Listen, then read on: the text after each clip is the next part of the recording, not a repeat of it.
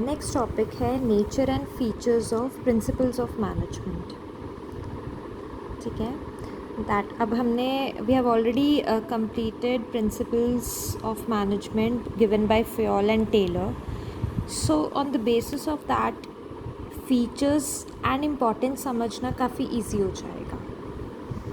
What are the features of principles of management? These principles are, first आ गया universal applicability. तो ये जो प्रिंसिपल्स हैं जैसे इक्विटी है, fair remuneration, unity of command, ये यूनिवर्सली एप्लीकेबल है, हर तरह की ऑर्गेनाइजेशन में अप्लाई करते हैं. ठीक है, they are applicable in every kind of organisation, right. Then आ गया जनरल गाइडलाइंस. जनरल गाइडलाइंस का मतलब क्या है कि ये प्रिंसिपल्स हमें रेडीमेड सोल्यूशन नहीं देते. These are just general guidelines to action. ठीक है, ये हमें एक गाइडलाइन प्रोवाइड कर देते हैं जिससे हमें अपने सिचुएशन के हिसाब से मोल्ड करके अप्लाई करना है. Principles are just general guidelines. Like if workers are not happy in the organisation, ठीक है, तो उनको कैसे खुश कर सकते हैं? एक हो सकता है by giving them fair remuneration. Second क्या हो सकता है? Equity, by treating them equally. ठीक है, by treating them with justice. ये नहीं कि आप क्या कर रहे हो, रिलीजन बेसिस पे उन पे बायस बिहेवियर कर रहे हो उनके साथ. सो प्रिंसिपल्स तो बेसिक हैं. इक्विटी मीन सबको इक्वली ट्रीट करना, फेयर रेम्यूनरेशन में फेयर सैलरीज देना, वेजेस देना. बट सिचुएशन में क्या प्रॉब्लम अराइज हो रही है, वर्कर्स क्यों खुश नहीं है, उसी हिसाब से हम वहाँ पे सोल्यूशन अप्लाई करेंगे. Then these principles are formed by practice and experimentation. ये principles over the night develop नहीं होते हैं. They are developed by experiments, by conducting experiments and by observing the situations over the period of time. कितने सालों तक पहले observe किया जाता है कि क्या कैसे कैसे वर्कर्स एम्प्लॉयज़ काम कर रहे हैं, क्या प्रॉब्लम्स अराइज होती हैं, एंड उस बेसिस पर ही प्रिंसिपल्स डेवलप होते हैं. ठीक है, then these principles are flexible in nature.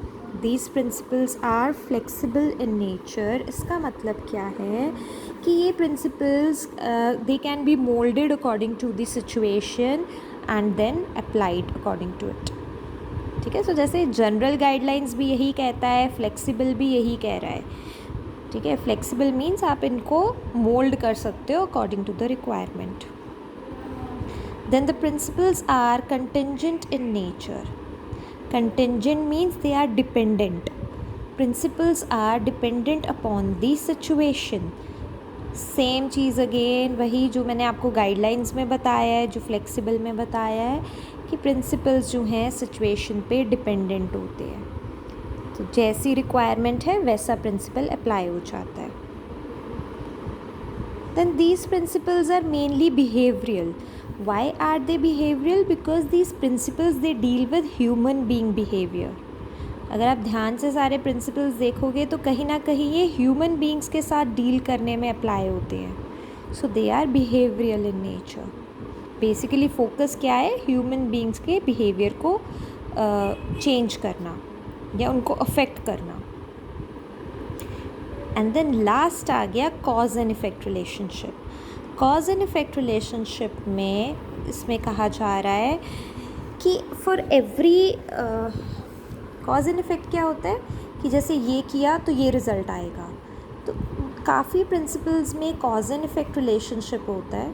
जैसे कि डिवीज़न ऑफ वर्क, अगर हम वर्क को डिवाइड करेंगे प्रॉपरली, ठीक है, like work is divided into smaller components and bases of expertise पे उनको आगे एम्प्लॉयज़ एंड वर्कर्स को काम दिया जाता है. तो उसका इफ़ेक्ट क्या होगा? It will bring specialisation in the organisation. ऐसे ही जब सबको इक्वली ट्रीट करेंगे, वर्कर्स एम्प्लॉयज़ को फेयर रेम्यूनरेशन मिलेगी, तो employees and workers will be more satisfied with the organisation. उनकी प्रोडक्टिविटी इंक्रीज़ हो जाएगी. So you can see that there is some cause and effect relationship in each and every principle. ठीक है. सो principles are universally applicable, हर जगह apply करते हैं, चाहे आप यूनिवर्स में कोई भी मतलब बेसिकली ऑर्गेनाइजेशन है तो ये हर जगह अप्लाई कर सकते हैं. They provide general guidelines and they have to be moulded according to the requirement. So same चीज़ फ्लेक्सिबल और कंटिंजेंट में आएगी. They are formed over the period of years by observing and by conducting experimentation. They are mainly behavioral, means कि they basically focus on affecting the behavior of the human being. And cause and effect relationship आ गया, which I just explained. Okay.